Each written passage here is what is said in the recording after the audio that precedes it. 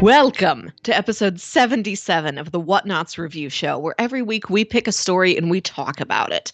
This could be a movie, TV show, anime, manga, comic book, audio show, all kinds of entertainment. We watch it, read it, listen to it, and then we come back here and we discuss it.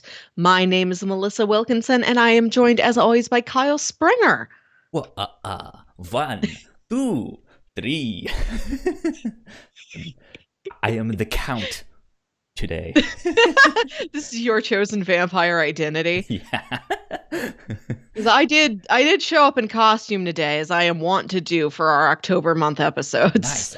I did not. I am just in a hoodie and t-shirt, so putting me to shame, Melissa. I'll step your game up one of these weekends. Kyle, how have you been? What's your week been like? My week has been good. It was a lot easier than expected. I thought it was going to be very difficult work week, but thankfully it was not that bad. I was up late last night, so I was thinking I was going to be super tired this morning, but actually I'm feeling good, and I already had my smoothie. Oh. You were filled with your lifeblood now. Yes. And I had my coffee already, so we're both good. Good. Folks, this week we are here to kick off October. This will be our first episode for October, the month of spooks. And we're starting with one of the granddaddy of all spooks. We watched Francis Ford Coppola's Bram Stoker's Dracula. Yeah. I'm excited because I haven't seen this. Me either. Before. Vampires are my favorite of all the classic monsters, but I also had never completely ingested one version of Dracula start to finish. Like, I started reading the book when I was like 12. Okay. And I think I was like a little too young to get invested in it. I thought it was kind of boring. Sure. And this movie had been on my list for years. I'd seen chunks of it, but yeah. I've now ingested one whole Dracula. Now I too am vampire. Some kind of like a monster movie marathon that goes on Sci-Fi Network or whatever. I think I've seen one of the Dracula films that Bela Lugosi played, but I don't remember it. I don't know if I was paying attention because that also could have been something that I was just like, this is really slow, really boring. But who knows? He is a horror icon, though. I almost put some stuff of his on my pitches for next week. Ooh. I decided against it, but it was up there. Gotta spread it around. Can't have too many vampires at once. It becomes a real problem. Well, let's see. What are we? Do we want to do synopsis stuff first? Do we want to do general thoughts first? Let's do a basic synopsis, because I feel like everybody knows who Dracula is, but maybe not necessarily what the Dracula story entails. So Jonathan Harker is a barrister in London, and he is sent to Transylvania to Count Dracula, who is his new client. He's a young up-and-coming lawyer. If he gets this big client, he can secure his future. He'll have enough money to marry his love, Mina, who's left back in London. They're writing letters to each other. So he goes to Transylvania, and initially he's like, okay, this place is weird, but it's all right. You know, hello, Mr. Dracula. I'm Jonathan. I'm here to help you. And then he's like, oh no, this is a nest of monsters. And Dracula traps him there, and then he goes back to London, and he believes that Mina is the reincarnation of his long-lost love from centuries ago. So he's trying to court her, and also he has taken control of Mina's best friend, Lucy. Yeah, and kind of slowly infecting other people. Yeah, he wants to take over London. That's what Jonathan was there in Transylvania to do originally, was to help Dracula buy up these properties in London. Wait till he meets that American werewolf. Finally, the team up we've always dreamed of. Yeah, and then Lucy's got a circle of suitors who are trying to watch out for her, and they realize something's weird, so one of them calls Dr. Abraham Van Helsing. And it's They figure out what's going on, and they are there to stop the vampire infestation of Lucy and Mina. There you go. Yeah, that's good. I don't think I have anything else to add except this is a pretty star-studded cast. It is. Yeah. Gary Oldman plays Dracula, and of course he does his thing where he just completely loses himself within the role, and it's fantastic. And Keanu Reeves is in the film, Winona Ryder. Yeah. Anthony Hopkins is Van Helsing. Carrie Elwes is in this. I didn't know that. Tom Waits. Tom Waits. Yeah.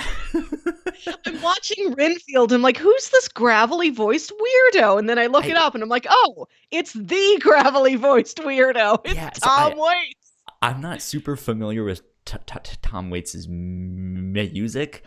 I'm sure my parents had him on at some point in the house, you know, and so it was one of those things like I feel like I've seen him before, I know him from something, I just didn't know what, and then I looked it up. I was like, oh, Tom Waits, that guy. So it was good. I had fun watching this. This I'm not sure where you watched it. This was available to stream for free on Sony Crackle. That's where I watched it too. Yeah. Yeah, I was just like, where can I stream this? Where can I find it? And it was like, it was free here. So I hit the link and it just started. I was like, oh, I don't even have to sign up. Yeah. Okay, neat. Very convenient. I think it's also on Pluto. Okay. That would make sense. They have some good stuff from time to time. But yeah, so that's where I watched it. So if you guys out there also want to watch along at home, you can do that. Just search for Bram Stoker's Dracula, Sony Crackle. I think that's the first time anyone has used Sony Crackle, if you ask me. It is appropriate that this Halloween movie is on a streaming platform named after a candy bar. Yeah. Now that you mention that, though, I wonder where they got that name. Yeah, I don't know. From, because if they're wanting it to be like a movie experience, I'm wondering if that's what they did. They're like, oh, we'll name it after a candy bar. What's your favorite candy bar? And Crackle, the candy bar you can't get in bigger than a fun size. Some Sony exec is Maybe it's like give me all the crackle. I'll make a big one myself. Yeah. Maybe it's like the pop and crackle of old film stock. Could be. Yeah. Because I've never used this service before, so I don't know what's really on there. It looked like they had commercials for some original series that I think I saw somehow was produced by 50 Cent. So oh, good for him. Yeah. Keeping busy. Who knows? But yeah, I liked this. I thought this was it was a good mixed bag of things. Think it had some interesting drama. There was some good spooky stuff, some good scary stuff. It was very cheesy and over the top at times. I don't know if I would necessarily say cheesy because it's very, very well directed. It's just very bold. There's nothing subtle about it. It goes for everything. Yeah. The first time Jonathan Harker meets Dracula, he is literally wearing a bright red cloak. I'm like, Jonathan, there is a red flag, a living red, undead red flag right in front of you, and you can't figure out yet something's wrong. Yeah. I think I meant cheesy more in the like, it seems more like a stage play where they're kind of overacting, not cheesy as in like your typical modern day horror film where college kids go out into the woods and stuff like that. It's not that type of cheesy, but yeah, it has this like larger than life feeling to it. So It's very baroque. There's a lot of stuff on screen Yes. at all times. So, and lots of detail. Mm-hmm. I would recommend it, especially if you don't know much about Dracula. Yeah, yeah. Or again, like I said, like everybody knows Dracula the man, but I don't know if everybody necessarily knows Dracula the origin story. Or like they know the various ingredients, but they don't know how it gets put together. Like how does Van Helsing get in there? Wait, which guy, which lady is Jonathan Harker going to marry? Like, if you want to like watch it and get it all straight, like, aha, Dracula. Bram Stoker's Dracula. Yeah. Francis Ford Coppola made it possible for us. Yeah. Cool. Well, let's get into a little bit of housekeeping, Mm-hmm. and then we will get into spoiler territory, and we'll start digging into the film some. Mm-hmm. So let's see. Last week here on the review show, we covered Stumptown Volumes Mm-hmm. 1 and 2, which is a crime comic by Greg Rucka and Matthew Southworth. And there is a TV show adaptation that just started. Yeah. It premiered this past week on ABC. It's starring Colby Smulders, and you guys can check it out. I liked the comic. I thought it was a good little crime story if you guys are interested in that. And apparently, the first episode of the TV show is pretty good too. You got to watch that this past week. Yeah. I think the comic is on Comixology Unlimited, and then the show is free on Hulu. If you have both those services, go read Volume 1, go watch Episode 1. Yeah.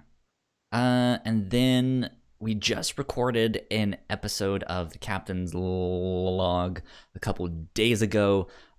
We talked about all sorts of stuff. We talked about presidential pets, and believe it or not, there was an alligator that used to live in the East Wing. And several raccoons and opossums. Yeah, that crazy stuff. As well as it was Google's birthday, and Spider-Man is back in the MCU, so hooray for all of that stuff. Go check it out, thewhatnauts.com. We have all sorts of podcasts you can find there, or wherever else you get your podcasts. And if you like what we do, patreon.com/thewhatnauts is where you can support us. You guys can get episodes early. You can get exclusive content. We just did an exclusive episode of the Captain's Log, where we found out what Sailor Moon Scouts we were. So go check that out. But enough housekeeping for now. Let's get on to spoilers. Yeah. Where do you want to start with this? You mentioned your favorite of the classic monsters are vampires, or the vampire Dracula. Yeah. What about them makes them your favorite? They're the most romantic and stylish. Okay. I can see that with those like Matrix looking bright blue glasses that he had on. Just all the frills and lace that I like about it. Yeah. Puffy shirts from Seinfeld. I like the mythology. Just all the different weird powers a vampire has. Like, yes, they, suck blood to live. They can't go out in the sun, or they can go out in the sun, but they're very, very weak. They're not at their strongest. Like the classic stuff that's all over the place. But this movie has one of my favorite things from original vampire mythos that a lot of adaptations drop, which is that vampires can turn into mist. Yeah? That's my favorite. Just a bunch of floating mist that turns into a handsome man.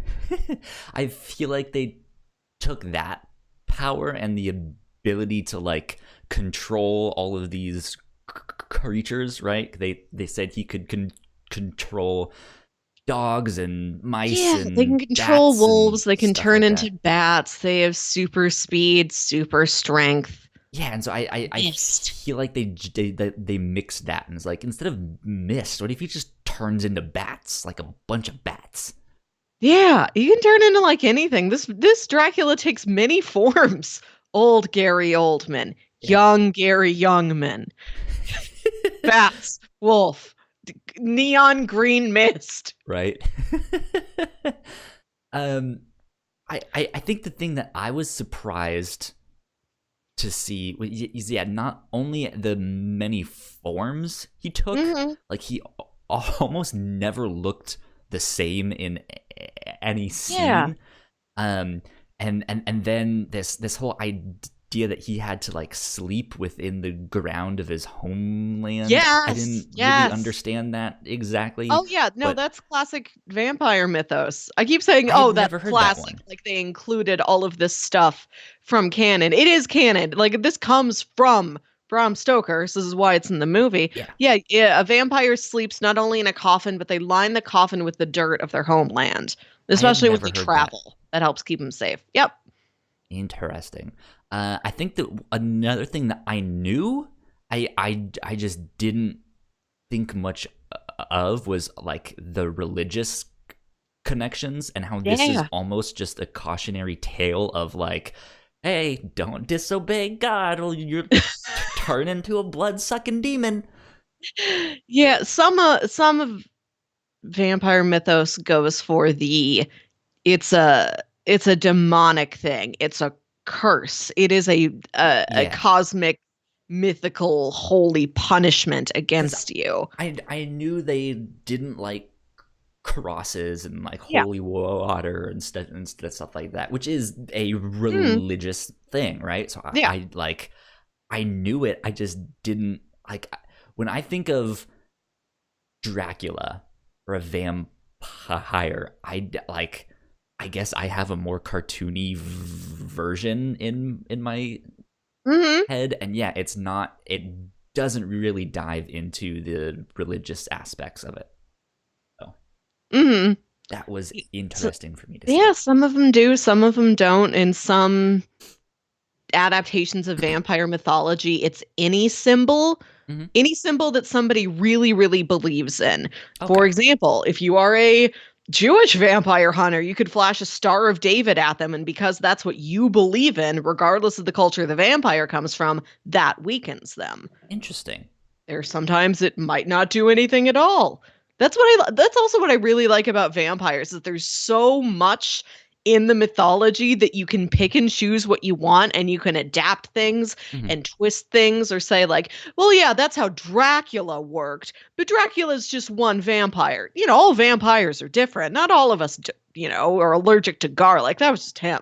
Right. I like that Dracula is like a character in most other vampire novels is like, that guy from centuries ago. Like he's just a person like he exists in their history. Like we have Teddy Roosevelt or Sure. somebody. Yeah. Yeah. Good old Teddy. Classic vampire Teddy Roosevelt. Right, whatever vampires Abraham Lincoln hunted. Yeah, sure. um, so I kind of want to start with I guess yeah the what is he doing in London? That's what I want to know because they send Keanu Reeves's character out to him and then they're like, hey, he's buying up land in London. We don't know what he's up to, but he's up to something. And then they kind of drop it I afterwards. think it might have been like, I need new feeding grounds. Okay, Like London's it so was packed with people, and where he is now, I guess he has to like, turn into a bat and fly out into the countryside at night, or like have his servants bring seems him so far somebody. away. Oh, London's the place to be. London's center of the world. Dracula is a That's classy true, gentleman among all of this. He's probably like, well, I'd also like to go to the theater. especially back then. Yeah. Because I was thinking when I saw that, I thought that was going to be a much bigger point in the plot of Yeah. like why he is specifically targeting London, why he's buying these houses in these specific spots. It seemed like it was going to be a mystery that Keanu Reeves had to solve, and I was like, Mhm. yes, I am in. I like this. And then they never mentioned it again. Yeah. Have you read Alan Moore's From Hell? No, but it's about like Jack the Ripper, right? It's about I think I Jack have a vague the idea of Ripper. what it Have you is. seen the first Robert Downey Jr. Sherlock Holmes film? Yes, that I do know. It oddly has a similar plot. Hmm.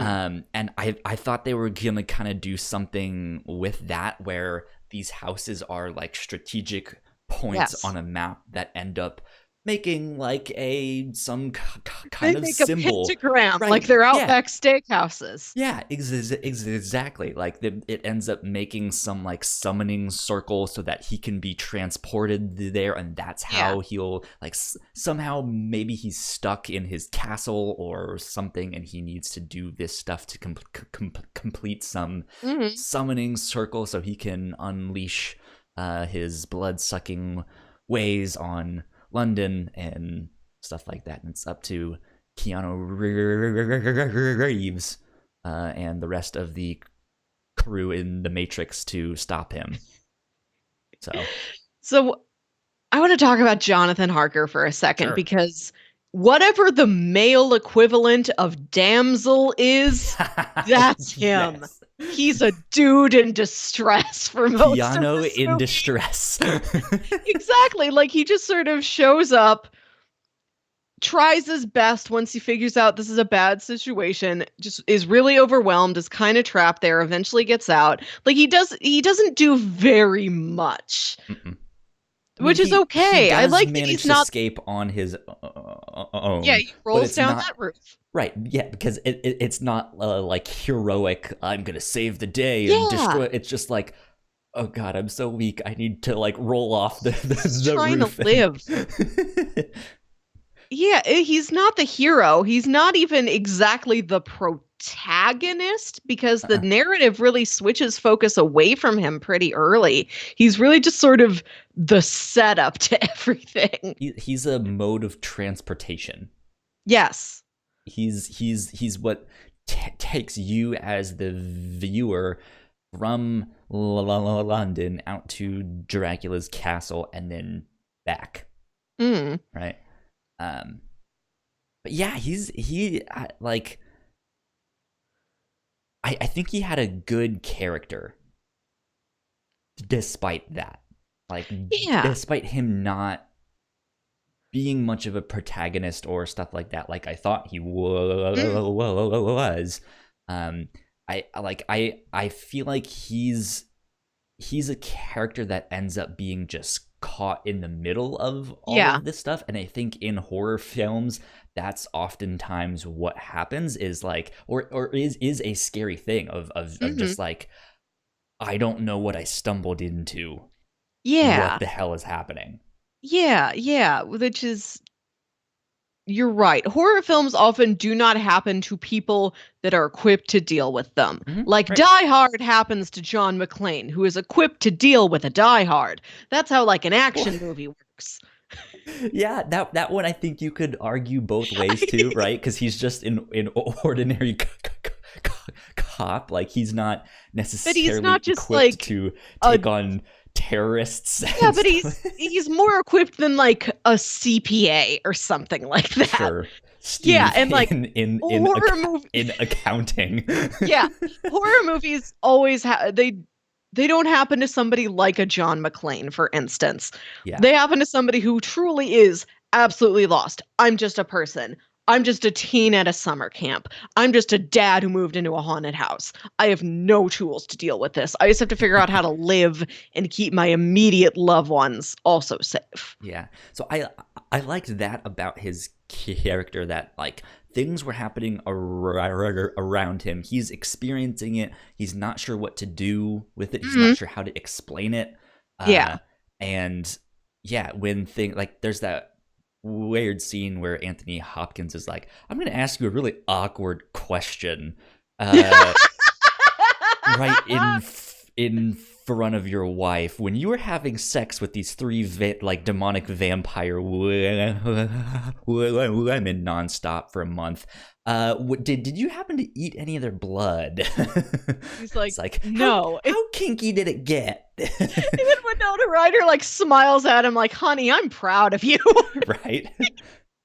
You had sex with vampires and you didn't drink their blood? Oh, such a man. I picked a winner. Yeah. And Keanu Reeves has gotten a lot of flack for his just very weak attempt at a British accent, and I don't think Winona Ryder's is regarded super well either. But both of them are aesthetically perfect for this movie. Sure. They can't do the accents very convincingly, but they both look like they belong here. I still think it's really good casting. Sure. And I think it helps though, despite their accents maybe not being the best, which is typically what happens when an American tries to do an accent. But I think having that Texan character who's just the cartoonish example of a Southern accent, like just helps to be like, all right, well, at least they have an accent that's like they're trying. Everybody is trying something. And then there's Gary Oldman, who's just knocking it out of the park because he's just so his own thing. Yeah, he is otherworldly in this role, especially to play so many different variants of it. Yeah. Yeah. Did you have a favorite Gary Oldman in this film? Ooh, I don't know. I'll tell you this about Dracula. Uh-huh. I was expecting him to be sexier. Okay. I was expecting him to be like a universal flirt, kind of. And he's really got his eyes set just on Mina. And like he does whatever he does with Lucy too, but it seems mostly strategic and less like, yes, I desire that woman. Like he really just wants Mina. He has this one singular focus, and he's not like I think those other vampire women are called Dracula's brides, but it doesn't seem like he's going out there and boning around with them in the room full of sheets. It almost seemed like he didn't like them. It's like he made them decades ago and is bored with them now. Right. Yeah, like he didn't really like it. He seemed like he didn't really like them, or at least confined them. Like they were more concubines than like wives. And then there was the weird baby scene, and then Lucy. I think they refer to her as Nosferatu at one point, which I don't know how that connects, because I know there is a like Nosferatu film, like that's one of the early vampire films. Maybe it's just another term for a vampire, another type of a vampire. I don't know exactly. But yeah, like Lucy seemed more like a step in Dracula's plan. Like, that's the woman who's kind of flirting with all the men. I can seduce her, use her to get to Mina because they're also really good friends. That will draw her out. So here we go. I'm gonna be a werewolf for a bit and have sex with her on a gravestone or something out in the just like just out in the garden in the moonlight. Which like it's there are some typical horror scenes, right? There are some scary things, but then there's just like the odd scene it's just really gruesome in a erotic way, right? It's like, oh, that is a werewolf just nailing her. And she seems into it. But it like that, and I think the like Keanu Reeves like soft core vampire porn thing, it like that, like it's a very erotic scene, but it's also like it's very gruesome, and it seems like he got his dick bit off at one point, like, and then they just didn't mention it Well, again. not So off. I'm sure it's just punctured. It's still there. he has a piercing now. This is also what I've always liked about vampires because they can be so cheesy. Like you've got the Count, you've got Count Chocula. Yes. You have like One, two, three. like you have all these goofy silly like cartoon vampires and then you've got the full-on erotic vampires. Yeah. Like it's and, a vampire and the whole that like I'm gonna cut open my titty, so Mina, drink up, and she's yeah. just like sitting there sucking on his nipple. Like what? Yes. Yes. What? A This vampire is a monster that grows up with you. Like at every age of your life, there's a different vampire there for you. You have There's just cereal one when you're a Frankenstein. when you're a child. You have Sesame Street. You have Yeah. you have some Scooby Doo something. I'm sure he's been in there, right? Yeah. He's a monster that grows up with you. Right? Like I knew as a kid watching cartoons, like these are good. And like I could tell vampires are also sexy. So when I'm old enough to want sexy things, there'll be a vampire there Dracula for porn. you too. Oh yeah. These are good. Not bad about that one. This is my favorite genre of literature is really cheesy erotic vampire romance novels. This is Yes. sincere, like because I don't have to think about them. They are so simple. They just have these really goofy plots where it's like, oh, I am coming into town for my cousin's wedding. The Mhm. hotel is all booked up. I have to stay at her husband's brother's place. There's something mysterious about him. I never see him eat. He doesn't like to go out in the sunlight. Oh, he's a vampire. Well, that actually doesn't stop us from needing to put all of these wedding plans into action. Like, we're still the maid of honor and the best man. We still have to, like, call the florist and taste test food and things like that. Yeah. Like, this is what I like to read. It's got the mythos in there, none of the horror. It's erotic, but just in a very like soft, pleasant way. And there's also like maybe a very minor mystery and just like wacky side characters. That's amazing. This is what I like. I wanted to talk about the scenery a bit. I mentioned it's very Baroque. Yeah. I think that is the word that I came up with when I was watching it. There's just a lot on screen all the time, and Yes. there's something about it that just by having it feel so cramped or so packed or just have so much detail, it feels almost claustrophobic. Mm-hmm. Which is something they do in like the first half of the film with Dracula's shadow. Like they make him able to manipulate his shadow and like act on what he actually wants to do, which they don't necessarily do in the second half of the film. But it is this like you see these Victorian London settings with just there's just so much stuff on screen, and it feels like you're being choked. And then you get to Dracula's castle, and there's not as much stuff on screen. It's very bland and gray and dark. But then you see his shadow, and he's wanting to choke Keanu Reeves. And then it switches back to Victorian England. There's just so much stuff, and you're just like, what is going on? Especially in all the scenes with I think Lucy's house in particular, just shoved with stuff. There's that big elaborate garden, and there's like all the tchotchkes in her house. And also everybody's costumes are just like, okay, I have a hat, and the hat has 3 feathers and a frill, and my collar has like a frill and a bow, and like everybody's costumes are so elaborate. There's so many pleats. There's bustles that are like, you know, going out 1.5 feet from your back. Like the scene from Napoleon Dynamite. I like your sleeves. They're real big.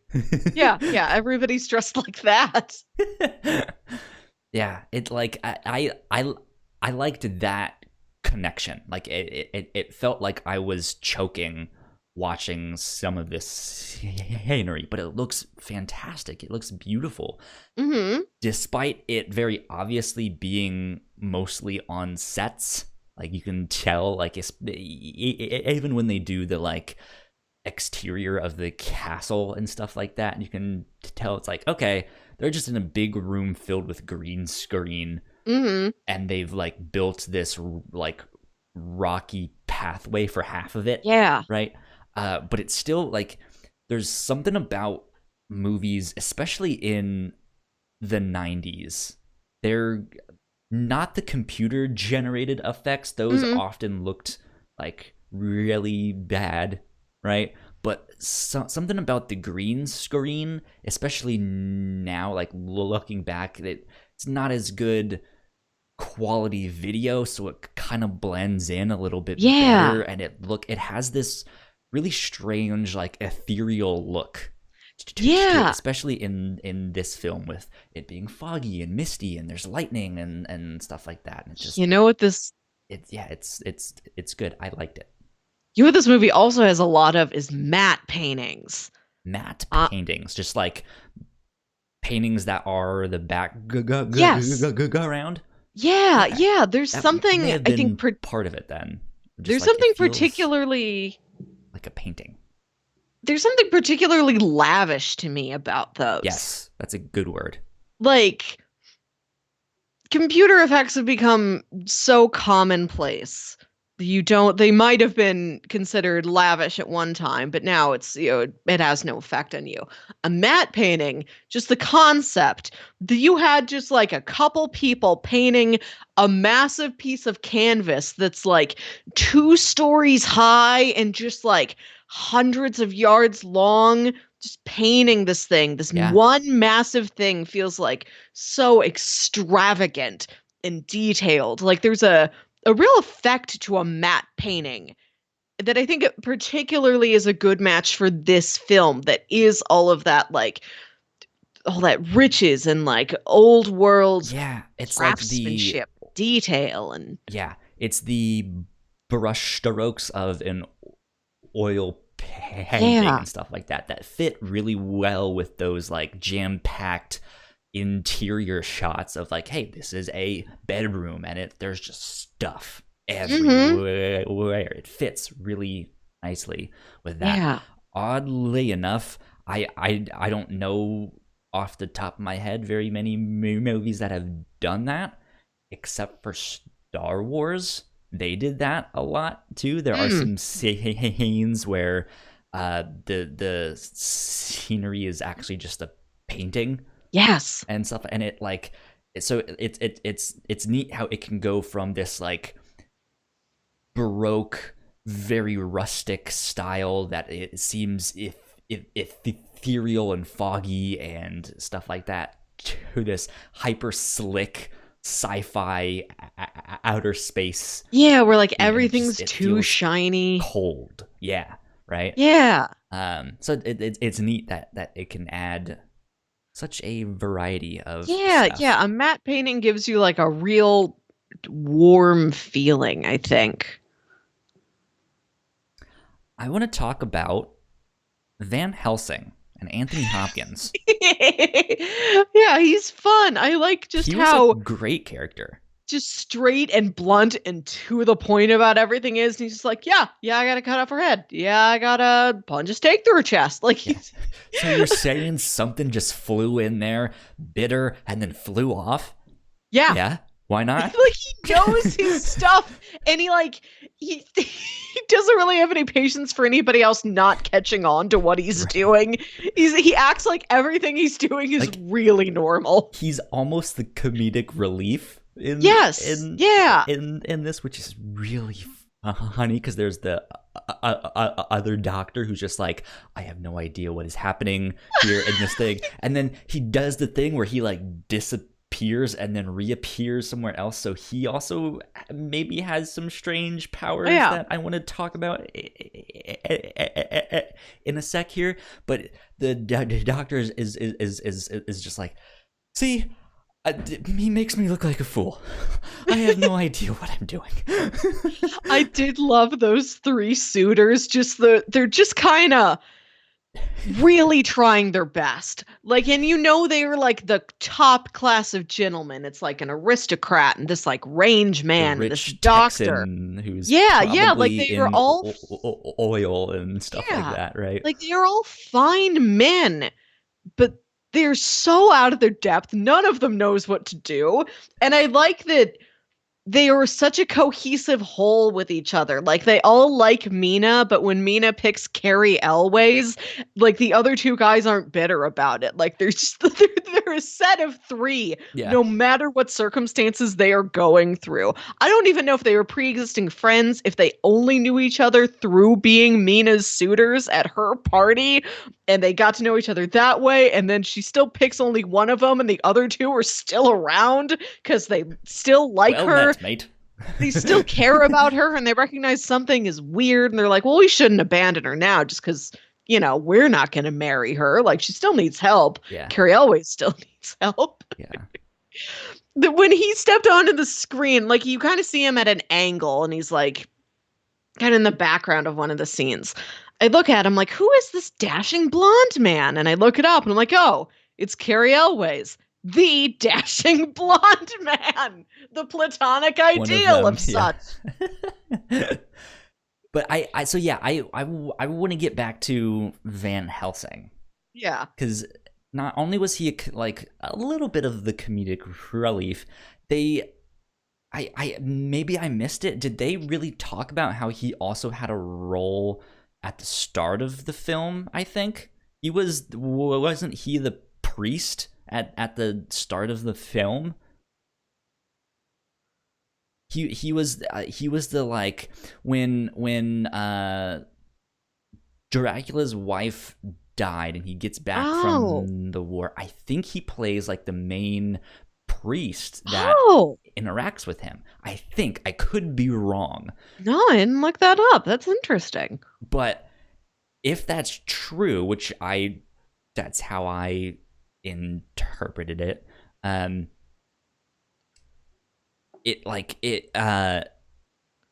see him then like as Van Helsing down the road, and then there is that scene where he does seemingly vanish and then reappear somewhere, like it almost implied to me that he has some, like, not only does he have knowledge of the supernatural, but he maybe even has some kind of power since he's been around that long, or chasing Dracula or trying to figure out some way to kill him or fix him.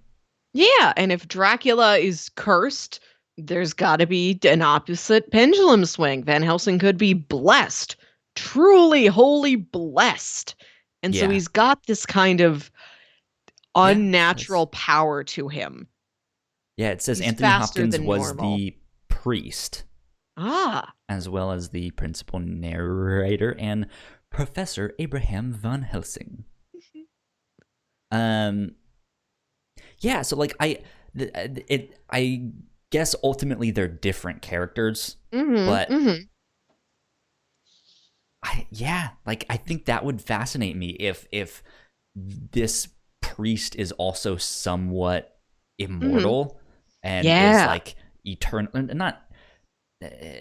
not trying to kill Dracula per se, but trying to heal him, knowing his story of, like, you used to be a man of God, I used to be a priest, like, I'm gonna fix you. Yeah, or like if Dracula is the most evil point in the world, Van Helsing is this protector. Yeah, he's this opposite point, for every Sith there's a Jedi or something like that. Well, there's a lot more Jedi, but yes, I know what you mean. Light side, dark side, they balance each other out. Yeah. So. Yeah. To me, it, like, he was one of the more interesting characters of the whole film. He's very fun to watch. yeah, just because yeah, I mean, I guess I'm starting to sound like a broken record on that, but he was good. I liked him a lot in this film. Yeah, everybody's pretty fun to watch. I Something I think is interesting is that Dracula believes Mina is the reincarnation of his bride who died centuries and centuries ago, Mm-hmm. which is something you can't really prove. So the movie is ambiguous as to, is this actually the case? Is that why they have this connection, that she does have the soul of this long dead woman in her, and that's why she responds to that woman's still living husband? Or is it he just believes this and he works his Dracula magic and charm on her and she just responds to it Hmm. because of his regular Dracula magic and charm? Like, is there that kind of reincarnation romance through the centuries? Is that a legitimate pull, or is he just, kind of laying the magic down on her and it works just because he's that powerful? In other vampire stuff that you've read outside of vampires, is there any kind of precedence for like reincarnation, or this like, or as it more of this like romantic sense of like, oh, this it like it's the reincarnation of her soul, right? Like in this thing, or A lot of the vampire books I've read do have a concept of like a life mate, like somebody that is destined for you, but it okay, doesn't involve like so maybe more of a reincarnation or anything like that. romantic sense. Yeah, yeah. Okay, And okay, so this whole movie, when Dracula is like chasing after Mina, and Mina is like engaged to Jonathan, I'm like, am I supposed to be on Dracula's side about this? Am I supposed to think he's right? hmm, Like, because that's the thing. It's like, is she responding to you because you are correct? Because she is the reincarnation yeah, of your long lost love? that's Or interesting. are you absolutely deluded and your delusion is playing on her and now she's deluded too? And I don't know. That's an interesting thing to think about. I didn't think about that as I was watching the film. I just assumed that somehow it was this like, hey, this is the reincarnation of his long lost love, and I'm not going to get any more explanation than that. She mhm, may not she may not know it yet, because I mean there were these scenes where she seemed to be getting these flashbacks and was mhm. able to describe things as if she was around in that time, which she probably wouldn't have known Yeah. otherwise, right? So I don't know. Because I went in expecting Jonathan and Mina are the romance, and Dracula is trying to break that up, and Dracula is the interloper. Dracula is the antagonist. Mm-hmm. And the movie really seems to be more on the side of Dracula and Mina, and Jonathan's just also around. And then there's Keanu Reeves, who's also a vampire in real life. So Perfect casting. mm-hmm. It's I I think now was the right time to watch this movie, a movie that he's frequently maligned for.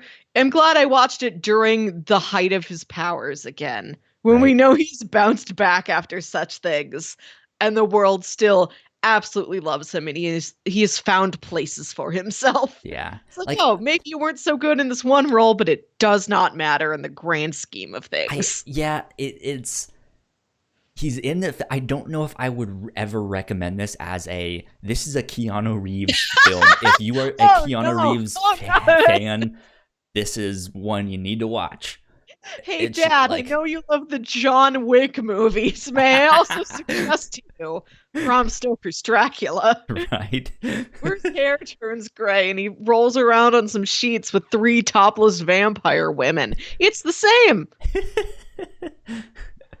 It's funny. I loved that his like as the vampire's effect continued to wear on him, his hair turned gray and eventually turned completely white, and there was no other change. Yeah. Like, there's no old He's age just makeup on his face. He does not lose hair. It's like they just made the same wig in 3 different colors and kept swapping it out. You've heard of 50 Shades of Grey. Let me tell you about 3 Shades of Keanu. Yeah, that was really funny. I don't think like it must have been a moment when he was escaping that I picked up my phone to check what time it is, because I looked up and yeah, his hair was gray and I was like, whoa, wait, what happened?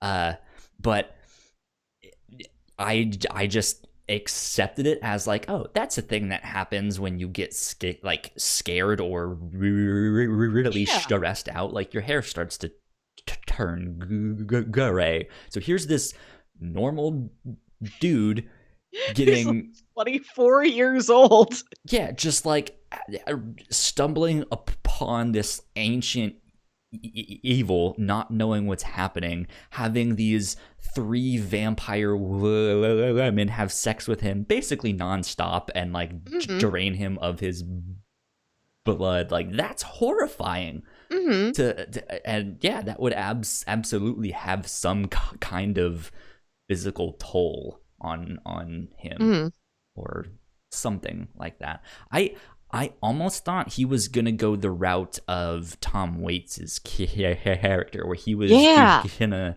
somehow be driven insane. But in the end, emotionally like, stays pretty similar. Yeah, he's almost like emotionally just not there. Like that's almost just kind of Keanu Reeves' acting style. Like he's not a character that really emotes very well. He's usually very stone-faced, right? And it kind of works out in his favor in this film, where he's just like, none of it's really affecting him except for the gray hair. Yeah! And then he gets back and he's like, no, I didn't drink their blood. Why do you ask? Like, just like completely just like, that's a normal thing to get asked while you're at dinner, right? It's also like you were accosted by these 3 vampire women when you have this fiance back home you're very devoted to. Like, what does that do to you emotionally? And seemingly not much. Seemingly not much. Gee, Winona Ryder sure picked a winner. Stable husband. What a rock of a man. This is good. This is fun. This is a really fun movie to watch. Like, it's so it's a feast for the eyes. I love all the costumes. We talked a little bit about how elaborate, like, particularly all the female costumes are. I love Lucy's wedding dress with the Queen Elizabeth ruff that's like a massive, like a hula hoop around her neck. And it's the doctor that walks in to see her at that time, and he just looks so confused when he sees her. Just like, right, especially for being such a sexual woman, to wear the most conservative covering dress possible. Right. I do really like when she is fully vampirized after that, though, and like she comes back from the dead and she's like writhing around and like still kind of trying to seduce these men, but she's wearing like the biggest, blousiest, blockiest, not sexy at all dress. Yeah, it's so funny. Still trying to work it. It's so funny. Dracula's armor at the beginning of the movie, when he's still like a man and he's like fighting in the war, how his armor is just, it looks like just pure muscle. Like it's all painted matte red. It's striated. He looks like Emperor Zed from Power Rangers. Yeah. It's such a weird, I don't know if that's historically based, because it's weird looking armor. And then his character was. Vlad the Impaler. Yeah. He just looks it looks like when I was a kid and I'd get a seashell and I'd paint it with nail polish. It's got like that striated pattern of a seashell and it's just red. That's the entirety of him. Why does his armor look like that? It doesn't look practical. It doesn't look like he could really deflect that many blows. Why is Doesn't it look all like something a that man of red? God would be wearing. So weird looking. But who knows? And then there's Renfield's outfit, which is he's got this like straight jacket on in the beginning. Oh, and everybody there at, Carfax Abbey, which every time it did show up, I would say, show me the Carfax. Like the prison, the patients It's there. where all the people at Downton Abbey get their cars. Carfax Abbey. Like the patients are walking around with cages around their heads. Like it's really, there's like a whole Tim Burton aesthetic to that setting and nowhere else. Because Renfield he starts out in the straitjacket and then he's in this thing where the sleeves are incredibly long and are like anchored to the ceiling, and he's got like little holes where his hands pop out, and he's just sort of like flailing around the cell. And this straitjacket, well, it's not a straitjacket anymore. It's like they unwrapped the sleeves, made the sleeves like 5 feet longer, and anchored the sleeves to the ceiling, and he just sort of spins around in the middle of the room. It's like dark. It's dark gray and it has these weird stripes all over it. It looks like no costume of man. It looks like those things you put a baby into and they can kind of bounce around. Exactly. And he's just sitting there just like bouncing around. Renfield is another character that like beginning to movie to end of the movie is the same. Yeah. He almost had no point. But yeah, I loved his character. Renfield does more. It is like a true like servant, a true point man that carrying out. It's Dracula's Igor or something. Like he's his right hand man, and this is like a guy the whole time. He doesn't do anything. He just why he's maddened. It's not. It doesn't seem strategic. Yeah, Renfield never. He wants to serve Dracula, but he is never given the opportunity. Dracula seems to not care what he does. Yeah. And that there's the scene where he shows up as the Mist, and he's like, "You have betrayed me," and he's like, "No, I haven't." Yeah, and that's the end of the scene. Time. Like I think as much as this is a good horror film, there's some odd choices made in this film, and it's really delightful though. Yeah, but like it's one of those things that, like, as good as this is also kind of a train wreck. Like it's good, but it's also not good in certain ways. I think it is what you said earlier. It's just over the top. Yeah, but it just makes a lot. I don't know if it makes any bad choices. It just makes a lot of weird choices. Well, it's what, like 2 hour, 2.5? Yeah, it's like really 207. Long. And it's not as long as you think it is. I also went in thinking this is like a 3-hour movie, and it's 2 hours 7 minutes. To me, I felt like it could have chopped out at least half an hour of the film, and I feel like it would have been a much tighter film, like much more cohesive.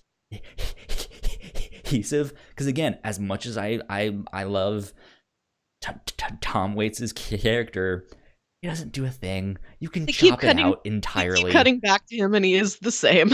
And he's just like, "No, Dracula, no!" That's it. I must bring him lives. Which like, yeah, like you can cut that entire thing out of the film, and it wouldn't change it. Yeah, at like all. you really miss nothing if you cut Renfield. Yeah. And then I think the weird introduction of Keanu Reeves as the in character, I feel like not cutting it, but like re-editing it to almost have him be less of a character. Like, sorry, Keanu, but like ultimately you almost didn't need to be in the film. Like your character needed to be there, but not to the extent that you were there. right? So like there has to be some way where you can like rejigger that and make it work a little bit Yeah. better or something. Who This knows? is based on a novel that is from before I think we really cracked narrative structure. Sure. I wouldn't Like, or well, at least yeah. it's from a time when structure was not what we are Are as like used to neat. now, right? Yeah, yeah, we are used to things being very neat and very tight, and there's nothing in there that doesn't need to be there. Yeah. And this is based on an old novel where you were free to meander as much as you wanted. Which I actually don't mind that. Like as a story, I don't know how you felt, but I felt this would have worked fantastically as a TV show. Like if they make Yeah. it now, this would be amazing as a Mm-hmm. TV show. Um and it, because we do have the shifting narratives in the sense that all right, we're gonna follow Jonathan Harker for Mm-hmm. the first couple of stuff. Okay, now we're gonna switch to Mina and we're gonna Mm-hmm. follow her. Now we're gonna switch to Dracula and Van Helsing Yeah, and and follow I that. feel Like, like every character, like I could watch an entire episode on each of those three suitors. Like each of yeah, them feels like there's enough there that they could carry like a full 45 minutes of story on their own. yeah. Like I almost could see it from the perspective of like we don't really see Dracula and Jonathan. Like if we take out that section and we stay with Mina and the suitors, like there's an interesting story to be told right there where all of a sudden these weird things just start happening, these Mm-hmm. demonic things, and they have no idea how to explain it. And Jonathan, the one that Mina is in love with, has almost disappeared. He's not acting like himself in the letters. That like there's just this like weird sense of the unknown that I don't think this film really does a good job with, if that makes sense. Because we do have we do know who Dracula is. We do basically know what he's trying to do. We know that Mm-hmm. uh we know all of that stuff, right? Where I think something that The Walking Dead really nails about the philosophy behind it. The Walking Dead isn't super scary, but Uh-huh. the kind of underlying philosophy, at least in the comics, is that hey, we're never going to tell you what happened or how Yeah. it started. It just happened. And Mm-hmm. so like I think this would be horrifying if it like we don't get to see Dracula really, maybe later on, but just this idea that we stick in London and then just all of these demonic things just slowly Yeah, start like we happening. see what happens to Oh, Lucy way before we even know Dracula is a guy. yeah, that would be really scary. I would like that a lot. Mm-hmm. Yeah, I'd be down for a deep, detailed television, like a TV miniseries of Dracula. Yeah. Like I don't know if this HBO, is hire me. yeah, I have a like pitch. I know we have the limited series now, but there's something about a mini series Sure, yeah. that I Just feel like this would be suited for. yeah, just do like hey, here's 12 episodes and that's it. H HBO is good because I like all the sexual stuff in this movie, and I want that Mhm. pun not intended but acknowledged, fleshed out a little bit more. Because, like, you look at Mina at the beginning, and, like, she's looking through a copy of Arabian Nights that seems like it's supposed to be a copy of the Kama Sutra. Because I don't know if the Arabian Nights just has, like, sexual diagrams in it illustrated. Right? I don't know what that's about. But, like, she's looking at these pictures, and she's So like, that's what they did on those nights. she's like, a man and a woman can't really do that. Oh, I That was a wouldn't dream. weird scene to me too, because she is so like you do see her at like at the start see her as this like how unholy, how unpure, and then So 2 seconds after that she's just like I mean yeah it's really hot right like see, she says she's only ever kissed Jonathan, and this is what we see. We see them at the beginning kissing each other, sure and there is like a hunger in her kiss. yeah Like, this is all she is permitted to do. She's going to do it to her fullest ability. Full strength kissing Full makeout. they engage in. And so it's this era where she's got such hunger and such desire and like nothing to do with it. And also, like, she's not embracing that hunger and desire. Lucy does, Mina doesn't. Like, she knows it's there, but she keeps it very reined in. And she looks at the book and she's like a little scandalized by it. And then Dracula comes in and just lays all the game down on her. And then she's just, and then it just turns into writhing and lavishing and ravaging and all of that. Yeah.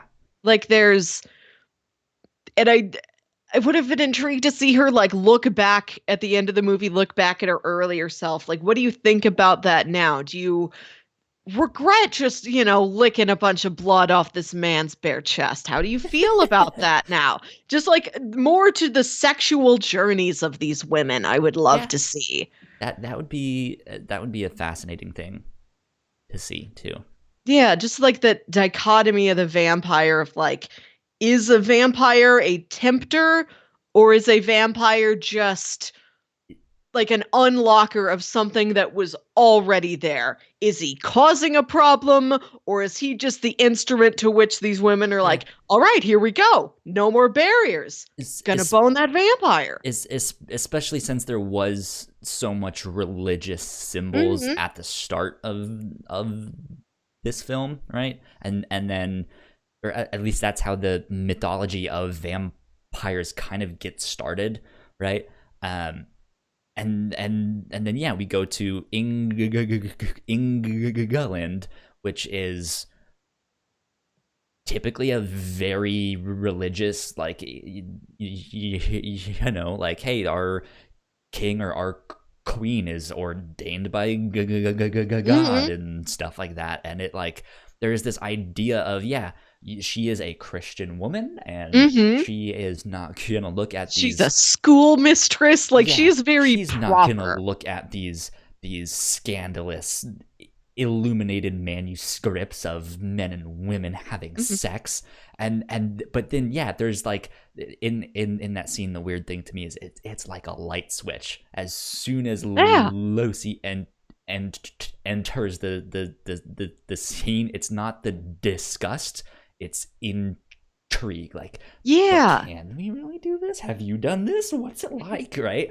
And then by the end of the film, it's like, it's really kinky, and having her like look back on that and see if that really goes against what she believes or what she wants, or who knows what, right? Like, how has this changed you as a person, or was this always there? Is this something you really enjoy, or is this just because Dracula knows how to spit some game? With Jonathan and me, and I want both of them to look back on these vampiric sexual awakenings. What did that do to you? How do you feel now? How would you engage with another human at this point? Yeah, right. Like, you're so vanilla. Exactly. If your first experience is with a vampire, then where do you go from there? Right. He's like, you should bite me. And she's like, wait, what? It's like, okay, got it. I'm familiar with this. Yeah. I feel like one day we will get something like this. I think this is a good story to still mine stuff out of. Yeah, I never get tired of a Dracula. Yeah. Any final things to say on this film? I just want to talk about real briefly that final action scene where they're like running in the snow to Dracula's castle and he's trying to get there before sunrise. That's a gorgeous scene. Yeah. When this movie does action, it actually does action really well, and just the sun's coming up and everything is bathed with like orange light and the snow's falling and the horses are thundering. I don't know, just a gorgeous scene. Yeah. Beginning to end, top to bottom. What a pretty movie. What a Absolutely. pretty movie. Absolutely. I agree. That was one of the scenes that I thought of when I was like, it looks like whether it's on green screen or as you mentioned, it's these paintings, like it Mm-hmm. just, because of what it was filmed, like it was actually filmed on film, right? It's not a Mm-hmm. digital thing. It has a certain quality to it that digital films don't have, and it Yeah. looks, there's something special with Mm-hmm. that look. So I think that's all I have to say on this. Melissa, what would you recommend if people liked this? Um, What else should they check out? if you want something just gothic and pretty, there's Guillermo del Toro's Crimson Peak. Mm-hmm. If you want to see Gary Oldman have a weird haircut, you can watch The Fifth Element. Yeah. Uh, for good vampire stories, um, no, I read a lot of vampire books. There's the Anita Blake Vampire Hunter novels, which are set here in St. Louis. This Okay. is why I started reading them in the first place. It really takes our local mythology as like a riverboat town, as like a big river, on the river port city, gateway to the West place in history, Sure. and how if we were a place for pioneers and travelers, we would also be a place for vampires. Sure. Like, this is a place where vampires were able to get a foothold in this big port city. And so it's just about this woman hunting vampires here in St. Louis. I read a couple of There you those go. novels in like high school. This is one of those series that has like 20 something books in it. She just keeps writing them. It starts out with a hint of romance, and I think they are just full blown erotica now. There you go. There's those. That has some neat Approved. vampire mythology in it. The super corny ones I was talking about earlier, that's the Arsenault family vampire romance series.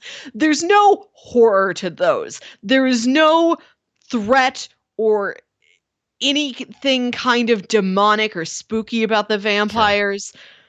The fact that they like drink blood is like so softened because they're always just popping a straw into a blood bag like a Capri Sun, because they're modern people. They've learned to live and adjust to it. Exactly. Like, the vampire's just there as like a backdrop. Like, you think he's hot now, wait till you find out he's a vampire. Sexier, right? Yeah. Like, it's all of like the alluring parts of the vampire and none of the scary parts of the vampire. Okay. Good stuff. Mm-hmm.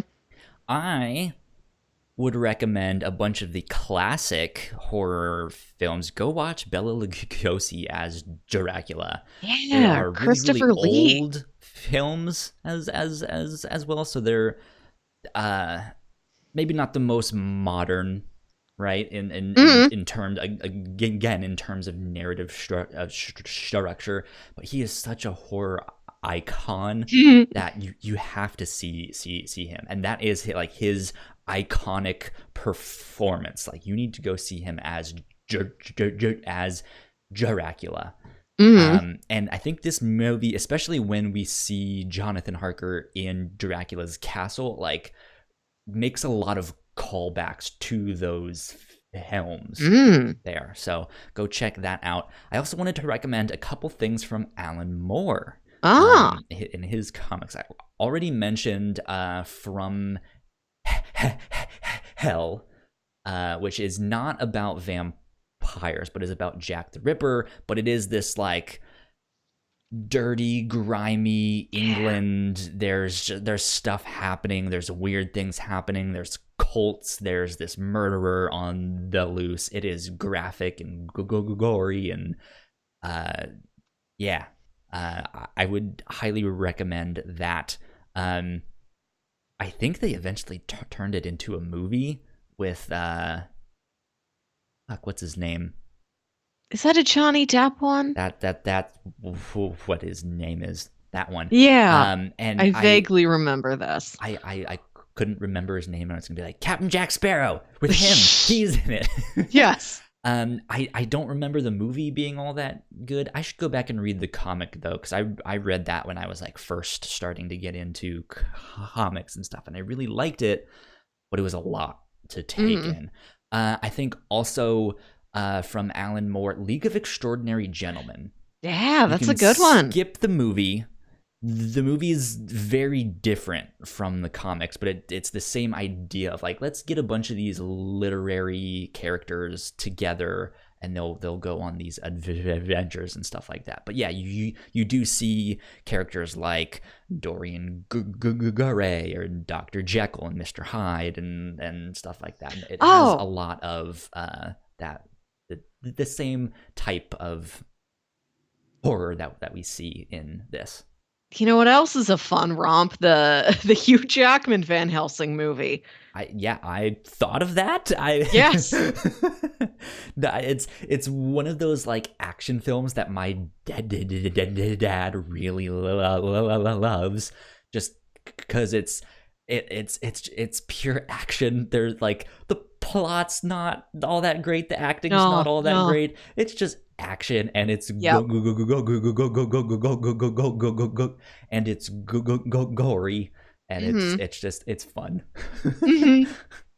It's fun. So yeah, that is a good one to recommend.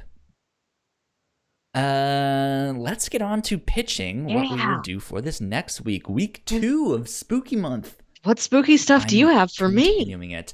So pitch number 1, I am continuing the vampire stuff here. Pitch number 1 is American Vampire, Volumes 1 and 2.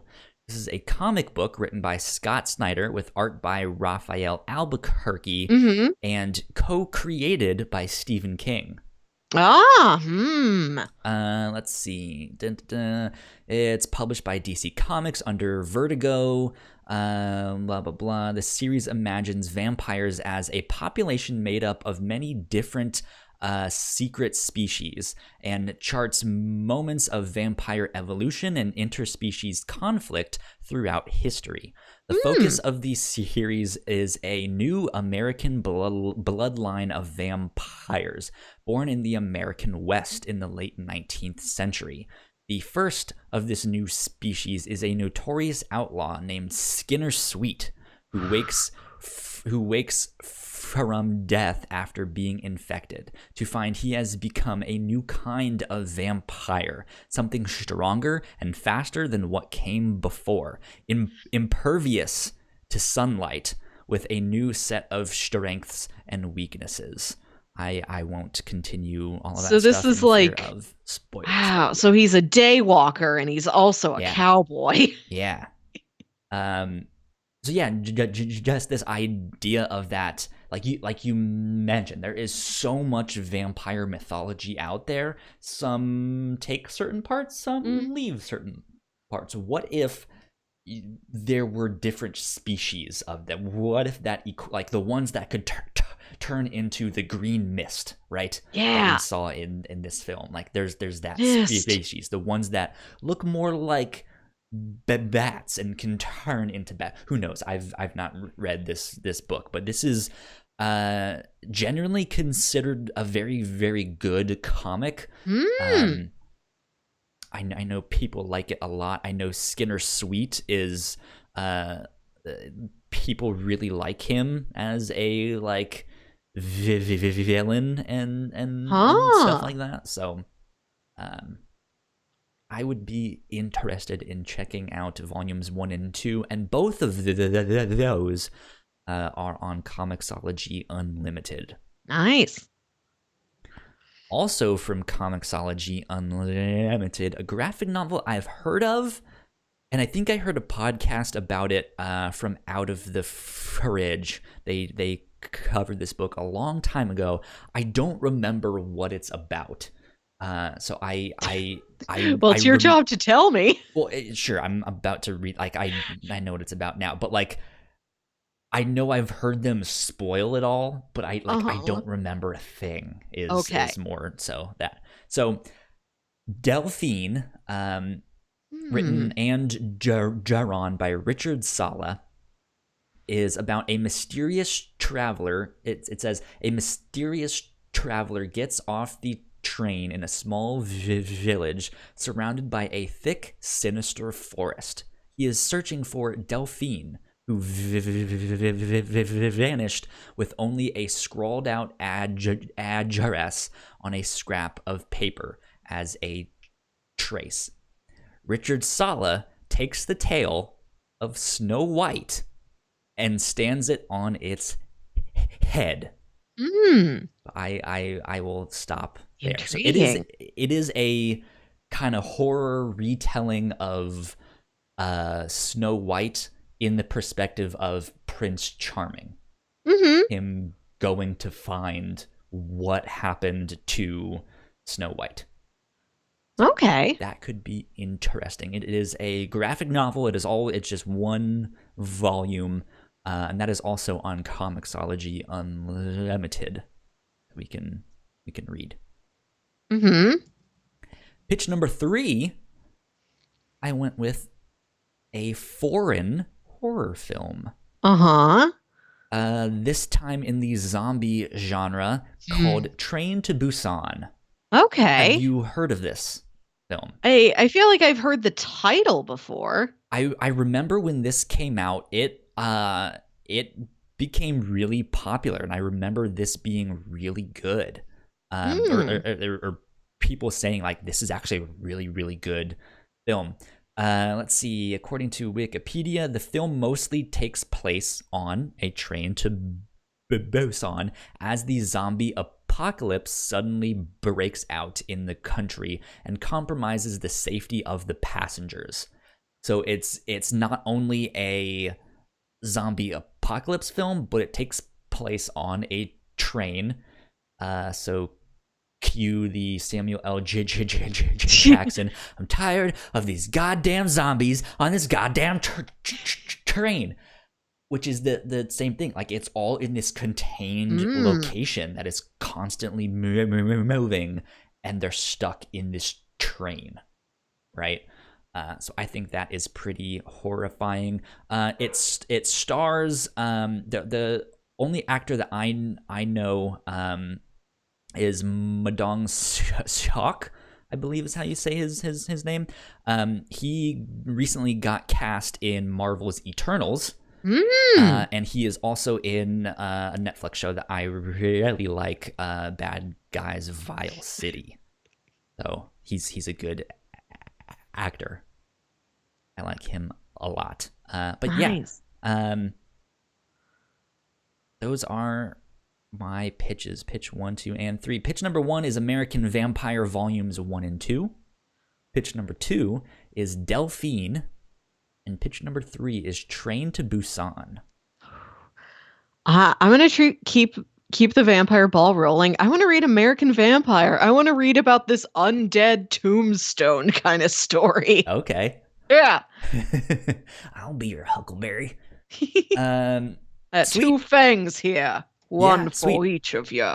I am excited to read this because this is one I have not read that like this is when if someone is getting into comics and they are like, hey, I kind of like horror stuff, what should I read? This is always one that's like, you need to read American Vampire. So I'm excited to check it out.